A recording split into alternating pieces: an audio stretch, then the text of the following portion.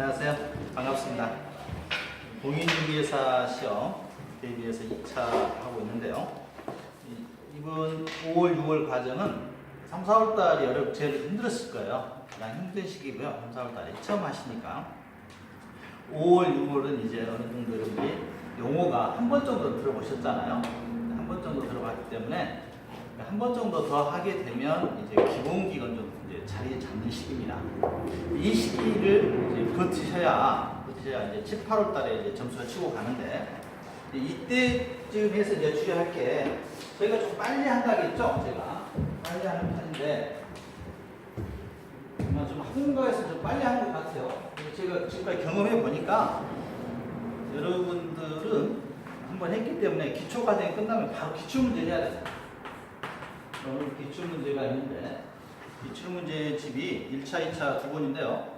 이 두 권만 여러분들이, 문제는 몇 개 안 되더라고요. 여러분들 과목당 300문제, 400문제 정도인데, 이건 거기 외우다시피 하셔야 됩니다. 여기서 주의할 것은, 기출문제는 답만 해서는 안 돼요. 답이 아니라 해설이 있죠? 해설이 중요합니다. 왜 오답인가를, 이 지문은 다시 한번 사용합니다. 기출문제 지문은 다시 사용하시니까, 처음 공부하는 사람이든 됐든 아니면 또 기존에 공부를 조금 하셨던 분이든 간에 기출문제를 완벽하게 여러분들이 정리하셔야 됩니다. 우리가 프로야구 중에서 요즘 저도 개인적으로 김성근 감독을 굉장히 예전부터 좋아해요. 왜 좋아하냐면 실패자에게 희망을 주지 않습니까? 그래서 좀 오랜만에 예전 팀을 거의 한 40년 만에 버리고 요즘 그쪽 팀이 더 관심이 많은데, 우리 김성근 감독의 야구를 보게 되면 기본기를 충실히 하자 이거죠. 어려운 건 놓쳐도 되는데 아주 기본적인 실수를 하게 되면 바로 다음날 지옥에 통과하죠. 어제도 한 것 같던데. 그래서 저희도 마찬가지입니다. 결국은 저희가 25회 시험, 여러분 26회지 않습니까? 25년 동안 기출문제 속에 여러분의 모든 시험 문제에 답은 있다고 보여집니다. 그래서 새로운 거 하시지 말고요. 일단 기출문제. 이거 두 번인데 여러분 이거 한 20번 정도 풀면 합격합니다. 근데 이게 안 되면 7, 8월 달에 굉장히 고전하세요. 7, 8월 달에는 저희가 이제 다른 쪽에 나와 있는 문제집들, 저희들 같은 사람이 만든 문제들 이제 풀어봐야 되거든요. 그래서 응용 문제인데, 기출 문제는 여러분들이 거의 매일이라도 조금씩이라도 하루에 여러분 정해서 50문제씩이라도 매일 풀어보시는 게 아마 성장하는데 도움이 되는데, 점수가 되는데 이 교재가 제가 마음에 안 들어요. 솔직히 말씀드리면 이 교재는 요즘은 이제 여러분 수험생 때문에 이렇게 만드는 것 같은데, 제가 내년에 싹 고치려고 하는데요. 여러분들하고는 상관이 없는 거니까. 왜 마음에 안 드냐면 문제가 있고 바로 밑에 답이 있어요. 문제 있고 답이 있는 책은 여러분들 절대 고르시면 안 됩니다. 향후에 혹시 여러분들이 다른 공부를 하시더라도 문제 있고 바로 밑에 답이 있다. 이것은 책으로서 가치는 전혀 없다고 보여집니다. 왜 없냐면 문제를 풀 때는 집중해서 푸는데 1번 풀고 바로 밑에 답이 있으면 눈이 저절로 거리 가게 돼 있어요. 그리고는 혹시 틀렸더라도 답을 보니까 이거 이렇지 이러면서 본인이 마치 안 것처럼 하고 넘어가 버려요. 근데 다음에 다시 똑같은 문제 풀잖아요. 못 풉니다. 여러분들이 이 모의고사는 저희가 기출문제를 처음에 풀었을 때 똑같은 문제를 두 번 풀어가지고 70점대 나면 합격합니다. 근데 어렵습니다. 왜냐하면 완벽하지 않기 때문에 어려운데요. 똑같은 기출문제를 여러분들이 두 번, 세 번 풀었을 때 8점대 나오면 내가 합격했구나 생각하시면 돼요. 저희가 40문제 시험 보는데 처음에 기출문제 풀었을 때 15개, 16개 나오면 많이 나옵니다.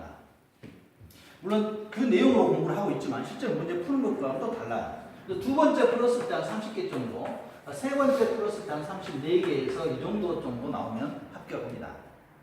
그런데 이런 교재, 문제 있고 답 있는 교재는 아마 다른 자격증 공부할 때는 여러분들이 선택 안 하는 게 좋습니다. 저희 한번 다른 쪽에 나와 있는 방문가학이라든가 애들을 찾아봤더니 처음 이런 식으로 되어 있더라고요.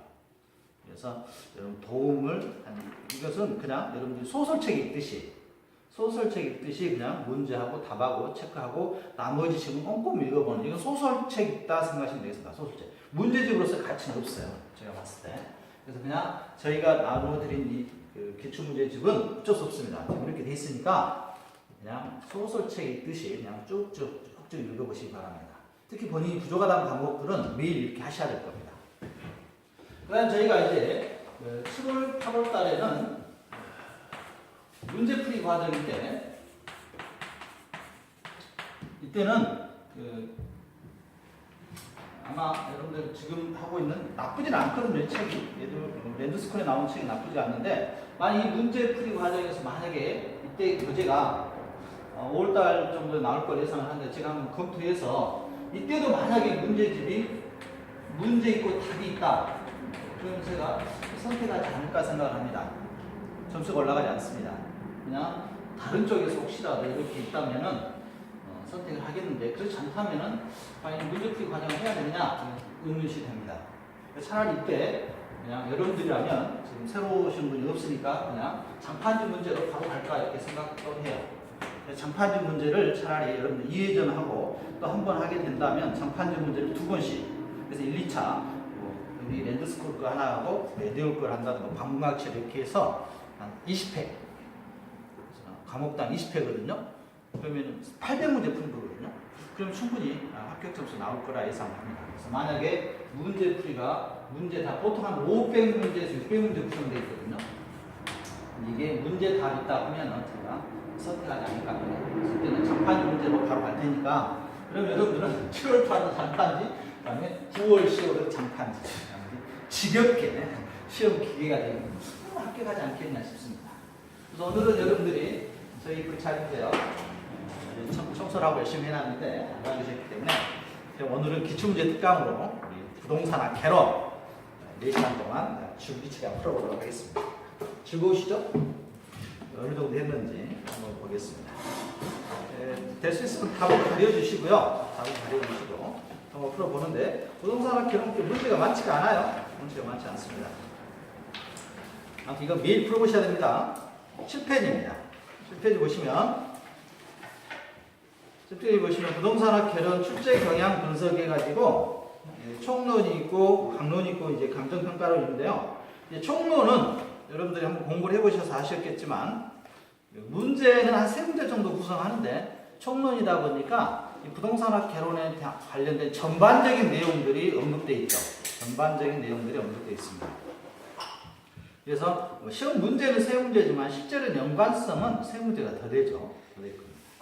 그다음 강론에 보시면 수요 공급, 경기 변동, 시장론, 입지 공간 구조, 정책론, 투자론, 금융론, 이용 개발, 관리 마케팅인데, 이쪽에서 이제 여러분들이 어려워하시는 것이 수요 공급 쪽하고 그다음에 투자론이죠. 투자론 6문제인데 이쪽은 계산 문제가 보통 3문제에서 4문제 이상 구성하기 때문에 투자론 쪽은 여러분들이 벅차하십니다. 그래서 어려워하시니까 투자론은 기초적인 내용만 어느 정도 이해를 하시고 나머지는 계산 문제는 잠시 접어두는 게 좋을 것 같고요. 그 다음에 작년에 보면 수요 공급 쪽이 3문제밖에 출제하지 않았어요. 원래 통상적으로 한 5문제인데 5문제, 4문제 정도 출제하는데 작년에 조금 적었다. 그럼 올해는 4문제 이상은 아마 수요 공급 쪽에서 출제하지 않겠느냐. 그 대신에 투자론 쪽에서 1문제 정도가 그대로 나올 것 같고요. 금융론이 작년에 많았죠. 금융론이 7문제로서 많았는데 올해는 금융론이 7문제까지 출제하지 않을 걸 예상을 합니다. 통상적으로 금융론이 4문제에서 5문제 정도 출제하는데 작년에 금융론을 출제 많이 했습니다. 그래서 우리 금융론 쪽에서 1문제 정도는 아마 수요 공급 쪽에서 나오지 않겠느냐 이렇게 예상합니다. 그 다음에 특이했던 게 작년에 24회 시험에서 입지 공간 구조론에서 여러분들이 학파 있죠. 학파 문제가 24회에서 6문제를 출제하면서 수험생들을 당황시켰는데, 또 작년에 공부를 쪽에서 많이 하신 분들은 25에서 2문제밖에 출제하지 않았어요. 또 당황스럽겠죠. 그래서 올해는 이쪽이 학파 최소한 4문제 정도 계산하고 공부합니다. 학파 쪽은 조금 공부를 할 필요가 있습니다.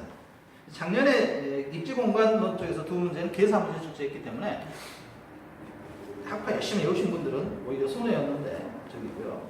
그 다음 감정평가론 보시면, 감정평가론에서는 통상적으로 보시면 출제 한 대에서만 출제하죠. 그래서 감정평가 방식과 평가 실시와 가격 공시 제도인데, 가격 공시 제도가 작년에 출제를 많이 했죠. 맨 한 문제씩 출제하다가 작년 3문제 출제해서 이쪽에서 작년 법규 쪽을 읽고 가신 분들은 좀 도움이 됐는데, 그렇지 않은 분들은 좀 당황스러웠던 그 출제 패턴이었습니다. 그래서 올해는 이 전체적인 내용에서는 크게 변함이 없는데 방금 말씀드린 입지공간 구조 쪽하고 그다음에 가격공시제도 쪽은 조금 쉬우니까 좀 법규 쪽을 중심으로 해서 공부하시면은 전체적인 밸런스가 좀 맞지 않겠느냐 이렇게 생각을 합니다. 오늘 4시간 정도는 그러면 기출문제 특강으로 해서 전체적으로 7페이지부터 쭉 한번 풀어보겠는데 지금 문제 답이 달아져 있어서 여러분들이 공부하는 게 좀 불편스러운데 한번 그래도 천천히 한번 해보도록 하겠습니다. 한 대까지 해보죠. 투자론과 감정평가론 정도는 못 하더라도 나머지는 거의 할 것도 같기도 하고요. 자, 7페이지 보겠습니다. 1번. 한국표준산업분류에 따른 부동산업에 해당하지 않는 것은 했습니다. 이건 한 번 출제하고 출제하지 않았거든요. 24회에서 이 출제는 이게 바뀌었어요. 바뀌면서 출제했던 부분이었는데 이제는 24회에서 한 번 또 나올 것 같지는 않은데 혹시 나온다면 분류 체계는 아셔야 되겠죠? 우리나라 표준산업 분류 체계 보면 이 총은 워낙 범위가 넓어서 이런 문제 그때 당시에 당황스러웠던 문제였습니다. 부동산업 보시면 중분류에 부동산 임대 및 공급업이 있고요. 소분류에 부동산 임대업, 부동산 개발 및 공급업. 그 다음에 세 분류에서 이 세 분류에 해당되는 것과 해당되지 않는 걸 구분하라는 거죠, 지금. 주거용 건물 임대업, 비주거용 건물 임대업, 기타 부동산 임대업이 있고요.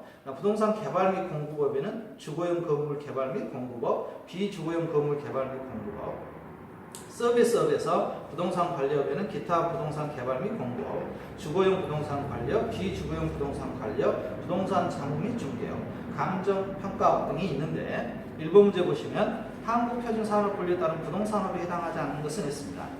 이런 내용을 모르면 아마 힘들 겁니다.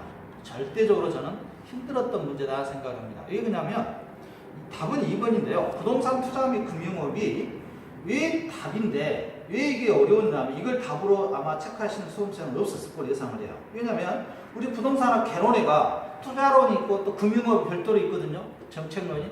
그러다 보니까 이건 당연히 포함되어 있을 거다 생각을 하고 다른 걸 골랐을 텐데 뭘 고르겠습니까 여러분들은? 3번 골랐어요? 부동산 자문 및 중개업. 이게 우리가 중개사 하는데 이걸 고르면 되겠습니까? 중개는 여러분들이 4번요? 비주거용 부동산 관리업이요? 생소해서? 네. 생소해서 그럴 수도 있었겠습니다. 아무튼 문제가 어려웠던 문제입니다. 이 중개와 관련돼서는 자본시장법에서는 규정하고 있지 않죠. 중개에서는 관리 계량 개발만 하고 있는데 이 문제는 어려웠다. 또 나올 것 같지는 않습니다. 혹시 출제 또 한더라도 답은 2번처럼 부동산 투자 및 금융업 이걸 좀 정리해 주시기 바랍니다. 답을 이렇게 만들었어요. 잘도 만들었죠. 이 문제는 아마 체크만 하시고요. 해설했다고만 별표 쳐놓기 바랍니다. 해설했다만 체크하고 넘어가는 문제 되겠습니다.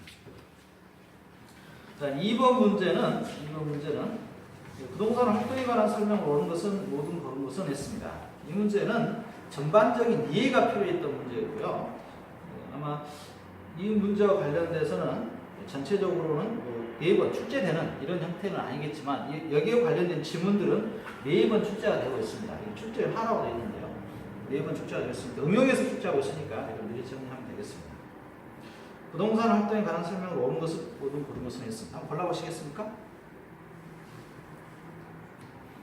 이때는 해설을 가리고 하시는 게 좋습니다. 그래서 이런 문제 풀 때는 용지를 하나 이렇게 닫고 밑에 딱 막 가리고 거기다 답을 체크하고 틀렸으면 2번에다가 바를 정자 있죠?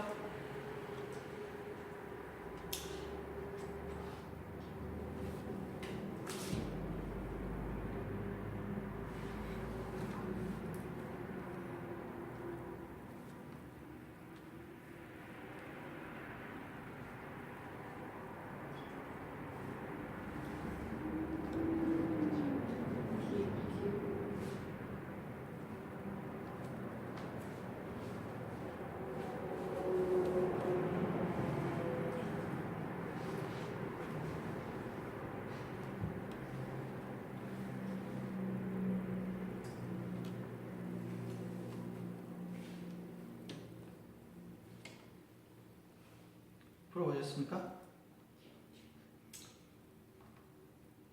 자, 다시 한번 풀어보죠. 틀렸으면 어쨌든 간에 2번에다가 이렇게 발을 정자 시작하십시오. 발을 정자하고 나중에 이렇게 3번 이상 틀린 것은 아직 오답 정리하셔야 됩니다.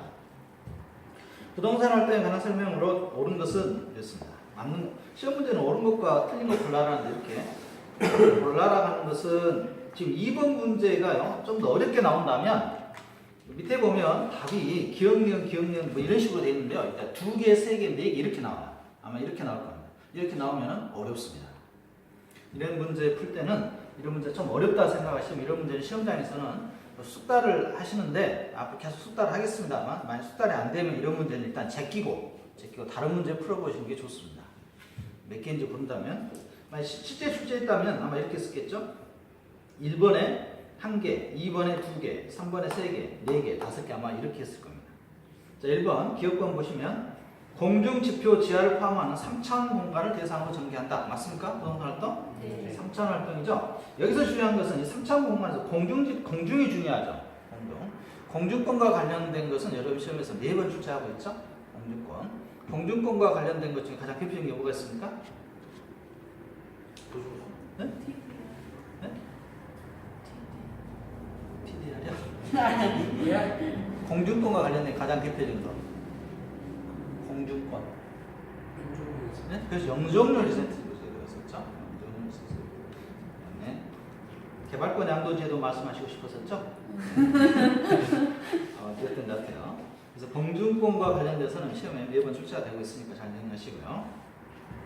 2번 문제 같은 윤리적인 문제인데 사회성 공공성 있는 재산을 다루면 거래 당사는 윤리적으로 행동할 필요 없어요. 말도 안 되죠. 거래 당사는 윤리적으로 행동해야 되겠죠.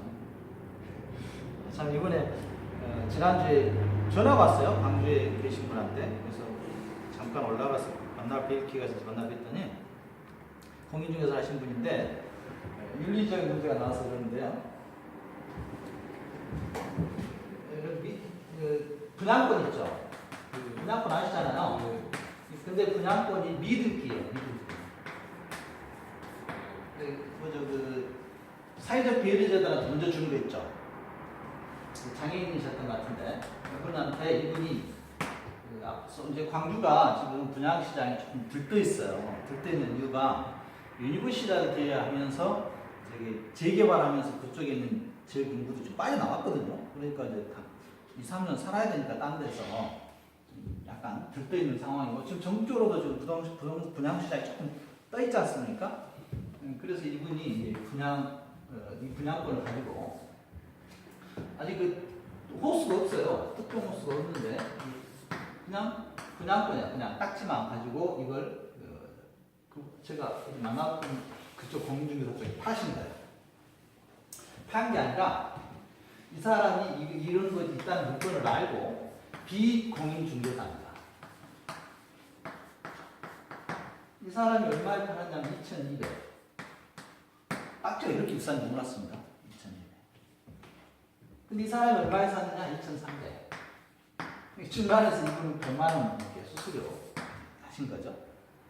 그래서 드디어 이제 분양이 됐습니다. 아파트. 그럼 무슨 일이 발생했을까요? 분양했어요. 분양에 무슨 일이 발생했겠어요? 이게 프리미엄인데 여러분들이라면 무슨 일이 발생했을 것 같습니까? 이 상황은 정상적입니까 지금? 네? 정상적이에요. 정상적이 아니에요. 정상적이? 왜 아니에요? 분양권만 갖고 있고. 그래서 미등기 호수가 없고 있다. 그렇죠. 오, 공부 좀 많이 하셨네요. 그래서 이것은 일단은 우리가 투기조장이죠? 금지행위지 않습니까? 중개대상물이 아니잖아요. 중개대상물이 아닌 것인데 뭐 서로 이렇게 현실적으로 이렇게 거리가 되죠. 거리가 됩니다. 그래서 비공인중개사가 이제 딱지를 사가지고 소위 말하는 딱지를 사가지고 이제 드디어 분양하는 날 봤더니 프리미엄이 어떻게 되냐면 프리미엄이 안 붙어버린 거예요. 프리미엄이 500에서 800, 그럼 800도 안 된 거예요. 그 다음에 아직 추첨을 안 했으니까 이렇게 호수가 뭐 로얄층인지 아닌지 알 수 없지 않습니까? 그래서 800이 안 돼. 그러니까 뭐 비공인중개사 가만히 있겠어요. 근데 이 사람들은 제가 봤을 때는 전문적이야. 전문적이라고. 어떤 전문적이냐면 이렇게 이런 거래를 자주 했어요. 그리고 그 아파트에서만 그 단지에서만 10장인가 12장을 샀더라고요. 이렇게 해서 만나서. 그러니까 거의 한 뭐 2억, 1억 이상을 투자했죠. 내게 투자 갖고 있지 않습니까? 딱지를 갖고 있으니까. 근데 이렇게 되었으니까 거의 1억 손해 봤잖아요. 1억 이상을. 그러니까 어떻게 했습니까? 이 사람이 이쪽에서 협박을 하는 거예요. 협박. 뭐라고 협박을 했습니까?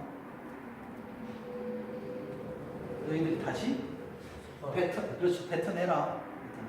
근데 여기에서는요, 이것밖에 안 받았는데, 100만 원밖에. 그럼 이분한테 찾아가서 주랍해야 되는데 주겠습니까, 이분이? 당연히 안 주죠. 이분은 안 주겠습니다. 그래서 이 경우에 누가 최고의 장땡 받았냐? 이 사람이 장땡인 거죠. 이 사람은 이거 받고, 일이 사라졌고, 이 사람이 이거 갖고 이제 여기하고 둘이 지금 날마다 싸우고 있어요. 전화해서. 날마다. 근데 이쪽 공인중개사는요, 3명인가 하더라고요. 2명인가 3명의 공인중개사가 이렇게 공동으로 하는데 전문적이야. 이것만 해. 이런 경우만. 그래갖고 프리미엄 높으면 자기가 파먹고, 높아서. 프리미엄이 떨어져보잖아요. 그럼 자기가 중간 설때 공인중개사 계속 협박해서 받아내요. 서로 잘못했으니까, 이거. 그래갖고 얘가 하는 말은 자포하겠다, 이거야. 너 이렇게 한다, 신고해버리겠다, 이거야. 신고해버리겠다. 그럼 이쪽도 영업정지? 취소까지도 할 수 있죠. 그다음에 여기도 마찬가지. 지금 계속 하고 있는데 실제로 그렇게 못할 것 같아요. 제가 봤을 때. 근데 이거는 건수가 크더라고요. 10장에서 12장인가 이렇게 받아놨으니까. 이것만. 그래서 혹시 나중에 영업하시다가 괜히 여기서도 잘못한 거죠. 정상적인 거래를 했다면 그럴 일이 없었을 텐데 그렇지 않다 보니까 근데 이렇게까지 비싸나 싶어요. 딱지 광주가 인기 있는 지역이었을까? 그렇지도 않았던 것 같은데 그래서 이거 해결이 좀 안 되고 있습니다. 이쪽에서는 법대로 하겠다는 것이고 고소하겠다는 것이고 이쪽에서는 방법이 없잖아요. 1000만 원 내놓으라고 하는데 저는 방법이 없다 했어요. 가서 방법이 없다 그냥 버텨라. 그래서 혹시 나중에 윤리적인 거 할 필요가 있어요. 당장은 이익 같은데 결과는 이렇게 돌아오죠.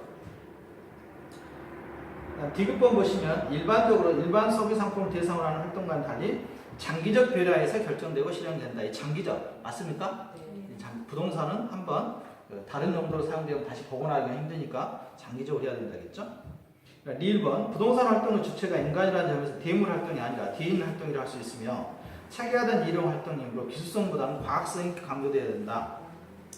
우리가 순수과학이 아니라겠죠. 부동산은. 그래서 기술성을 더 중요시합니다. 보다는 이게 틀렸죠. 이게 보다는 이런 표현이 참 부등어로 보죠. 기술성이 있고 그다음에 과학성인데 이게 전형적인 국어 문제죠. 보다는 부등어가 1번, 1이 갑니까? 2번으로 갑니까? 누가 더 크다는 겁니까? 어떤 걸 더 강조한다는 겁니까? 과학성을 중요한다는 거죠. 그래서 보다는 이게 부등어 이렇게 가겠다는 거죠. 이게 더 중요하겠다. 그러니까 반대로 되겠다 이거죠. 반대로. 언젠가는 한번 제가 7월 달에나 우리 날 더울 때 믿거나 말거나 하는 찍는 방법에 대해서 한번 강의를 할까 합니다. 혹시 합니까? 대박 터질지? 예? 이건 다 계산합니다. 아니 그렇지만 이런 거 경우를 어떻게 할 것인가? 경우는 경우도 그다음에 뒤에가 없다. 네? 뭐라고? 또는 그렇지도 않죠. 또는 이런 경우가 있습니다. 나중에 하겠습니다. 뭐라도 많죠. 이거 한 30가지가 되거든요. 보다는 이것도 마찬가지죠. 시험장에서 순식간에 보다는 잘못 이해해버리면 문맥이 다 맞으니까 어떤 게 더 강조하고 있는지. 그다음 5번, 미음번입니다. 부동산 활동을 임장활동, 임장활동이 뭐죠? 그죠? 부동산 활동을 직접 보라 이거죠. 직접 가서 보라는 거죠. 임장활동으로 규정하는 근거는 부증성이라는 특성과 대인활동이라는 속성 때문이다. 중요한 적어 나왔네요. 부증성. 부증성과 뭘 구분할 줄 알아야 되죠? 부동성을 구분할 줄 알아야 되겠죠? 부중성은 어떤 특징이 있습니까? 증가하지 않는. 이제 증가하지 않는 특징이 있죠? 땅은 증가하지 않는 특징. 그래서 부중성에 의해서 토지는 증가할 수가 없고요. 부동성은 뭐죠? 그죠? 움직이지 않는 거. 부동성은 또 뭐하고 연관되어 있죠? 대표적으로 있는 것이 인접성하고 연관되어 있죠. 그러니까 부중성에서 여러분들이 주의할 것은 용도의 다양성하고 좀 주의하셔야 됩니다. 용도 전환 다양성. 이건 인문학 경제적 측면에서 바라보는 거죠. 경제적 측면. 주의할 필요 있습니다. 부중성. 이 부중성에 의해서 토지는 어떻게 이용되는 거죠? 집, 약적으로 이용되죠. 그래서 부중성과 부동성 좀 주의하시기 바랍니다. 그래서 기업과 디귿번만 맞네요. 그래서 2번은 문제 자체로는 출제 변경을 하라고 되어 있는 이유는 이런 식으로 난제에서 좀 응용한다면 방금 말한 공중공간과 관련된 거, 그 다음에 부증성, 부동성 이런 개념들은 시험에 출제될 걸 이번에도 예상합니다. 2장 부동산의 개념과 분류입니다. 자, 부동산 개념에서는 복합 개념에 입각한 물리적, 법률적, 경제적 개념과 부동산 출제에서 출제되고 있다는데 후보지, 이행지, 맹지, 필지, 획지 매년 출제가 되고 있죠. 후보지, 이행지. 후보지와 이행지는 저희쪽 용어지만 맹지, 필지, 획지는 이제 여러분들이 공시법 시간에 좀 많이 배웠을 거로 예상합니다. 3번 문제입니다. 다음 중 옳은 것은 모두 몇 개인가? 아마 이런 형태가 좀 어렵죠. 어렵습니다. 한번 풀어보시기 바랍니다.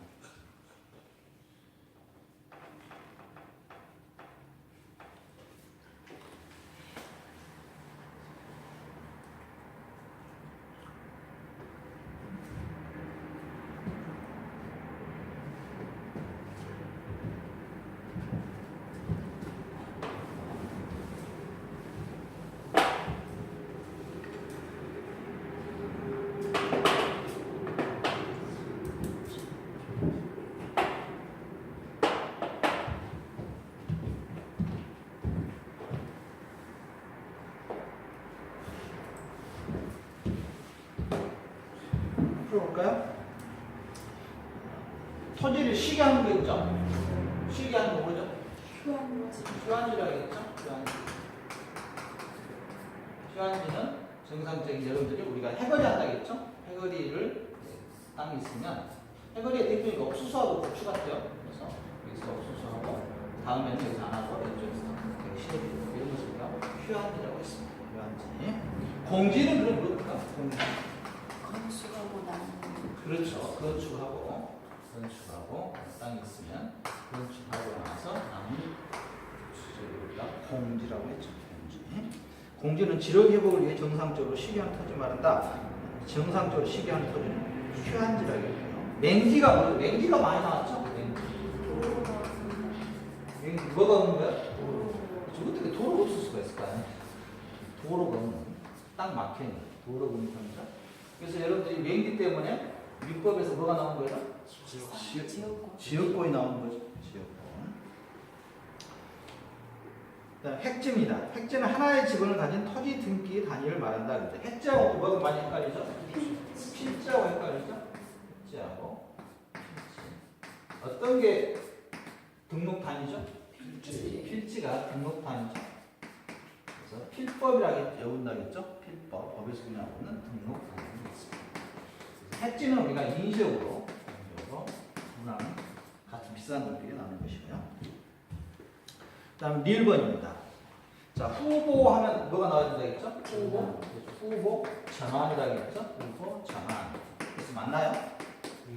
후보지는 임지지역, 농지지역, 택지지역 상호 간에 다른 지역으로 전환되고 있는 지역의 토지를 말한다. 맞네요. 그래서 임지지역에서 농지지역으로 바뀐다든가 농지지역에서 택지지역으로 바뀐다든가 근데 같은 지역 안에서 바뀌는 건 뭐죠? 이행지가 있었죠? 아무튼 한 문제 출제할 걸 예상합니다. 이행지 같은 공도 변화. 그 다음에 겁지. 겁지하고 여러분들 주의할 게 겁지가 있고 또 뭐가 있죠? 빈지가 있었죠? 겁지하고 빈지는 구분하자. 겁지는 뭐죠? 뭐가 있는 거죠? 소유권이 있죠? 소유 대상이고요. 법의 소유. 빈지는 뭐죠? 사용 가치가 없는 거죠? 땅이 됐다가 민물된 땅이 됐다가 서로 빨리 나가고 안 되는 빈지라고 했습니다. 그래서 미음번 법지는 소유권이 인정되지만 이용실적이 없거나 적은 토지를 빈 법지라고 하고요. 그래서 니은, 리을, 미음이 맞네요. 세 개. 작년에 여기에서 뒤에 있을 것 같습니다. 아무튼 이 개념은 여러분들 몇 번 읽으셔야 돼요. 올해도 출제하기가 좋잖아요. 28개 지목이니까. 그럼 4번입니다. 부동산의 경제적 개념에 해당하지 않는 것은 했습니다. 경제적 개념, 법경기 측면에서 살펴보는 거죠. 법경기 측면에서 경제적 개념인가, 기술적 개념인가, 법률적 개념입니다. 아마 이 법경기 측면에서 살펴보는 것은 우리 뒤에서 감정평가를 해서 출제가 되니까 여기서 정리해 주시면 좋겠죠. 이렇게 나왔을 때 쉽습니까? 어렵습니까? 이런 게 오히려? 네? 오히려 지금 길다가 이런 거 갑자기 보면 당황스럽죠. 실제 그렇습니다. 시험장에서. 상품, 자본, 자산, 소비재는 경제적 개념이지만 환경은 우리가 물리적 개념, 기술적 개념이죠. 환경. 5번입니다. 부동산의 개념에 관한 설명으로 틀린 것은 했습니다. 부동산 개념. 한번 살펴보실까요? 풀어보시죠.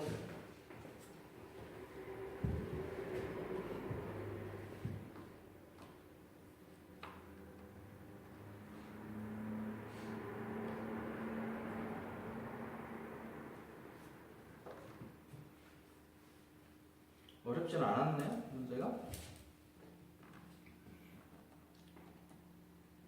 몇 번인가요? 5번인가요? 토지는 생산재이지만 소비재는 아니다. 그러니까 토지는 소비재죠? 소비재니까 여러분들이 땅을 사고 팔고 이러지 않습니까?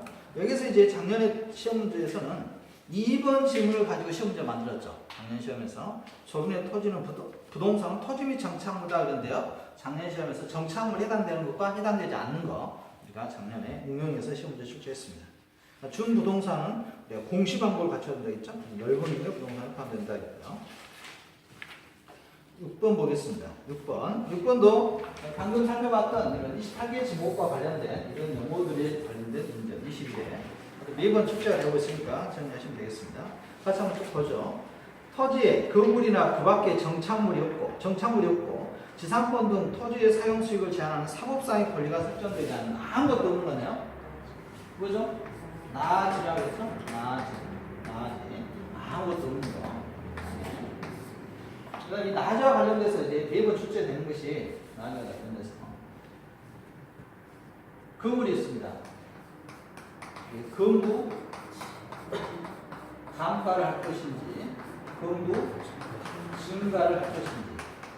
작년에도 출제가 됐고요. 매년 출제가 됐으니까 건부지라는 단어, 건부 감가. 이 나지 상정을 할 때는 건부 감가를 합니까? 건부 증가를 합니까? 네? 건부 감가. 건부 감가를 해서 나지를 상정해 주죠. 만약에 있다고 하면. 건부 증가는 언제 이루어집니까? 건부 증가. 건물도 있어요. 네? 그래요. 건물이 딱 있잖아요. 제가 이렇게. 그럼 안 이쁜가요? 그럼 다시 건물을 생각하시죠. 네? 그러니까 이렇게 건물이 있는데 이 건물을 없애는 경우가 건물 감가고 건물이 있다고 평가해서 해주는 게 건물 증가잖아요. 건물, 네? 건물 증가는 언제 하냐고, 언제?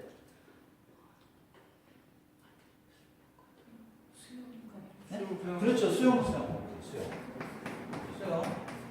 비례적으로 수용 개발지역에 수용될 때는 이건 우리가 건물 증가를 해야겠죠.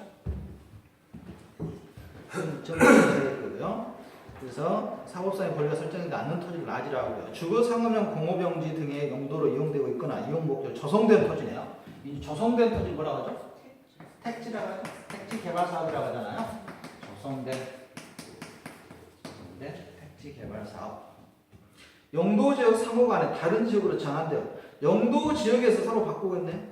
후보 뭐죠? 전환이잖아요. 전환. 여기서는 용도 지역 상호간이잖아요. 용도 지역 상호간에 서로 바뀌는 거. 내에서 바뀌는 거죠. 이행지라고 했죠. 그래서 3번이었겠습니다. 용도 지역 내에 있다 동그라미 쳐야 되겠죠. 지역 간 서로 용도변경에 진행되는 토지를 이행지라고 하겠습니다.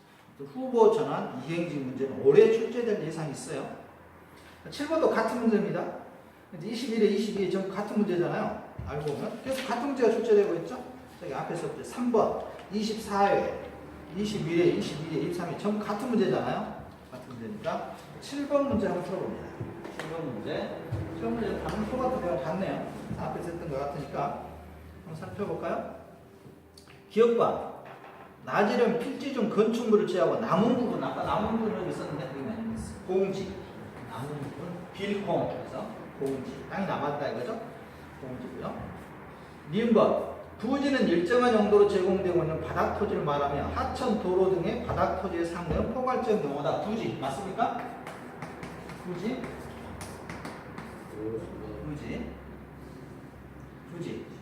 부지는 일정한 용도로 지금 바닥 토지 맞잖아요. 남아있는 바닥 토지를 말하면서 우리가 부지라고 합니다. 다음 미행지입니다. 미행지하면 뭐가 나와야 돼요? 그렇죠. 도로 보면 둘러싸여 있는 이런 표현. 그래서 미행지는 타인의 토지에 둘러싸여 도로에 직접 연결되지 않는 한 필지의 토지를 말하고 맞네요. 그다음 필지는 하나의 직원이 붙는 등록단이 맞습니까? 네. 필지는 등록단이. 후보입니다. 후보 나왔으니까 뭐가 나왔습니까? 전환이라 나야 되겠죠? 그래서 인위적 자연적 나왔으니까 뭐겠습니까? 이것은 인위적 자연적이니까 이것은 인위적이잖아요. 핵지겠죠, 핵지. 인위적 자연적. 그래서 후보지는 여기서 일단 이런 문제 풀 때는 주어를 밑줄 쳐놔야 됩니다. 주어를 끊고 후보지는 끊고 인위적 자연적 이런 표현 나오면 이게 뭐지? 생각해요. 인위적 나오면 뭐가 나오죠? 핵지. 필지는 법에서 다닌 등록단이고요. 시험 문제 풀어보시니까, 기출 문제 풀어보니까 비슷한 문제가 계속 반복적으로 출제된다는 건 느끼시겠습니까? 이걸 알기 위해서 기출 문제 풀어보는 겁니다. 기출 문제 풀어보실 때는 제발, 또는 잔소리지만 지문 하나하나를 잘 정리하시는 게 똑같은 문제 나와요. 이게 같은 문제라고 보여줍니다. 저는 봤을 때 지금 계속 같은 문제잖아요. 근데 어떤 분들은 다르다고 그러는데 제가 보기엔 같은 문제입니다. 그래서 이런 문제들을 푸는 요령은 기출문제랑 그냥 다른 과목도 마찬가지인데요. 기출문제 꼼꼼히 풀어보시기 바랍니다. 답 체크하면 제가 보기엔 좀 불편할 거고요. 답은 체크하지 말고 하고 싶으시면 해설했다가 하시고요. 풀었다가 틀렸으면 창피한 거 없지 않습니까? 시험장에 가야 여러분이 되는 거니까 발을 점자로 해서 몇 번 틀리고 맞았는지 계속 하다 보면 되잖아요. 처음부터 후보 전환이 안 외워주고 이런 거, 그다음에 필법, 법의 등록관이 핵심 인위적 이래서 안 외워지면 몇 번 풀어봐야 됩니다. 그 다음에 8번입니다. 주택의 분리 중에서 공동주택의 이용으로 틀린 것은 했습니다. 공동주택. 이거 참 공법에서 주로 나오는데 이건 아연색이라고 예전에 외웠었죠. 근데 이 기숙사는 바꿔줘야 됩니다. 기숙사가 지금 바뀌었죠. 이름이 다중공동생활로 바뀌었습니다. 바뀌었고요. 이 문제는 안 나오겠죠? 출제가 된다면 아마 25회단처럼 9번처럼 이제 좀 어려워집니다. 그래서 시험 문제 어려워지죠? 8번과 9번은 같은 맥락에서 살펴보는 건데 9번이 훨씬 어렵지 않습니까? 구체적인 내용을 물어보고 있으니까 작년 시험 문제입니다. 9번 문제는 작년에 저희 쪽에서는 하지 않았을 겁니다. 거의 하지 않았고요. 부동산 개로 이것은 공법 문제입니다. 공법 문제. 출제위원들이 가서 공법 선생님한테 부탁하는 거죠. 부동산 개로 선생님. 공법 문제 하나 주라고. 하나 주라 했더니 이거 줬나 봐요. 어렵죠? 9번. 주택의 이용에 관한 설명 옳은 것은 있으면 한번 같이 풀어볼까요? 혹시 아연색이라고 들어보셨습니까? 연초화색?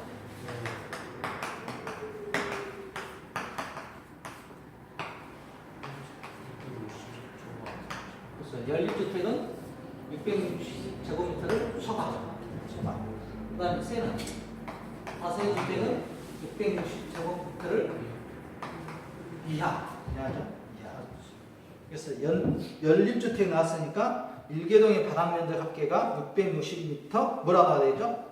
이하가 아니라 초과라고 나와야 되겠죠? 참나. 그 다음에 여러분들 4계층과 4층과 5층의 차이점 아십니까?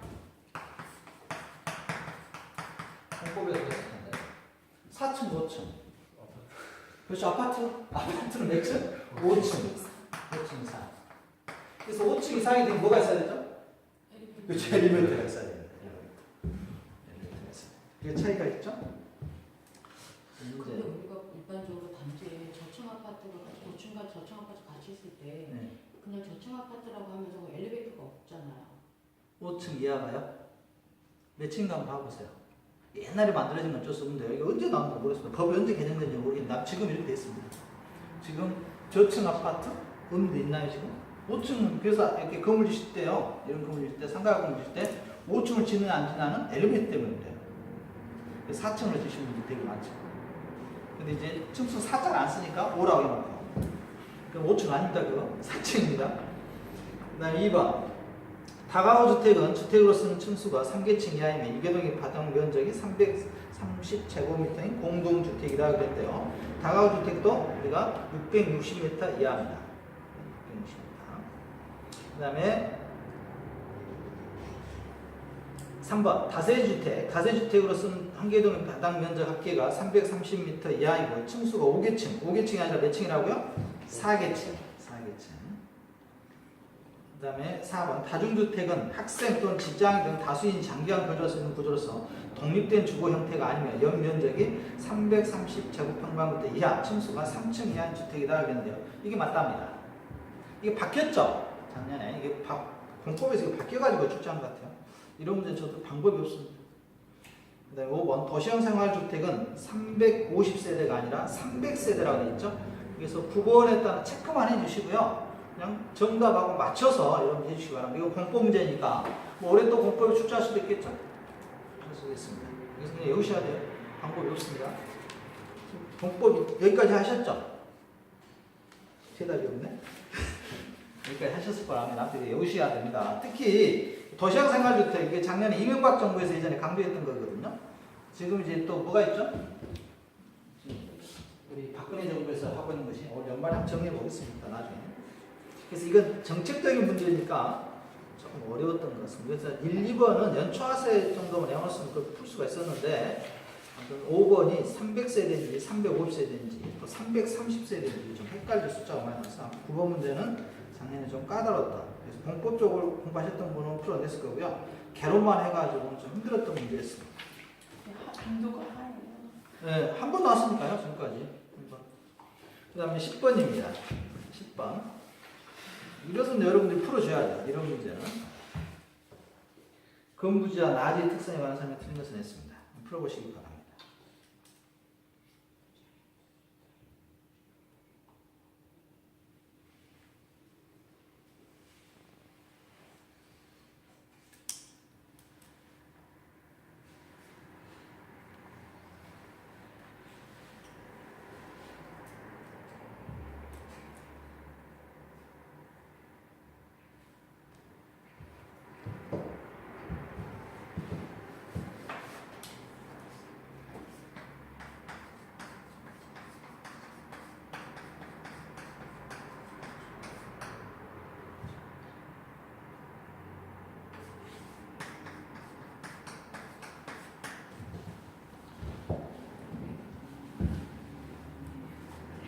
풀어보셨습니까?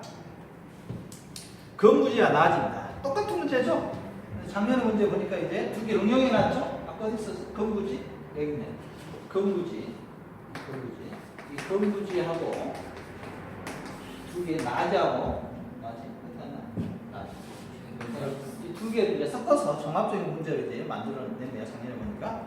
나지는 아무것도 없다겠죠? 나지란 지상의 건물 기타 정착물이 없는 토지다. 나지는 도저히 못 읽었으면 나체 생각하시면 된다겠죠? 아무것도 없는 거.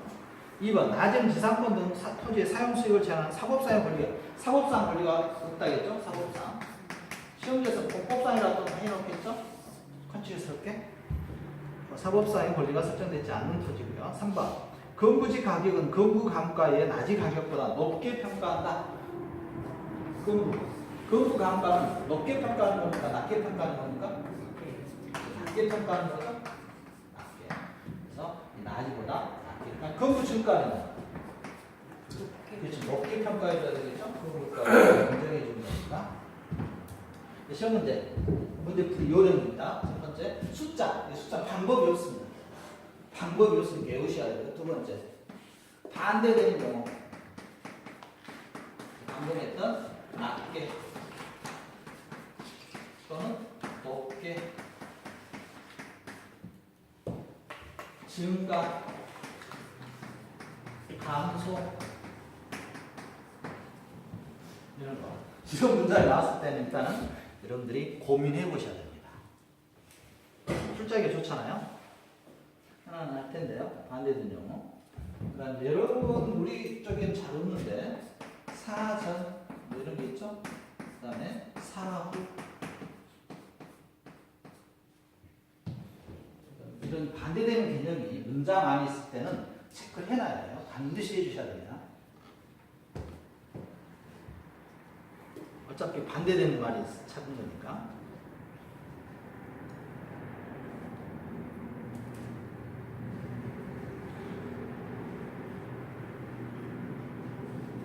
그 다음에 4번 건부지는 지상에 있는 건물에 의하여 사용수익이 제한되는 경우가 있다 그러네요. 맞고요. 제한되기도 하고요. 그 다음에 5번 건부지는 건물 등의 부지의 취해 이용에 적합하지 못한 경우 낮에 비해 취해 이용에 기대 가능성이 낮다. 그러니까 없애버리는 거죠. 잘 사용 못하니까. 그 다음에 11번입니다. 작년 시험 문제였습니다. 다음 토지의 정착물 중 토지와 독립된 것이 아닌 것은 했습니다. 이거 민법 시간에 여러분들이 대충 하고 넘어갔을 건데 우리 캐논에서 이렇게 한방 먹였죠? 토지와 독립된 것이 아닌 것은 정착물 중 독립된 것 찾아내겠습니까?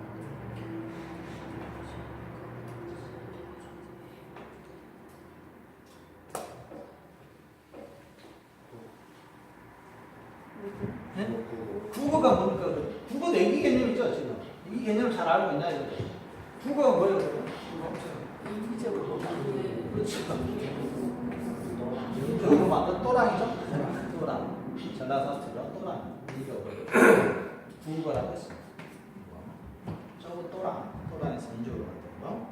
독립된 것이 아니죠? 붙어 있는 거죠? 건물, 소유권 보존 등기 임목, 명인 방법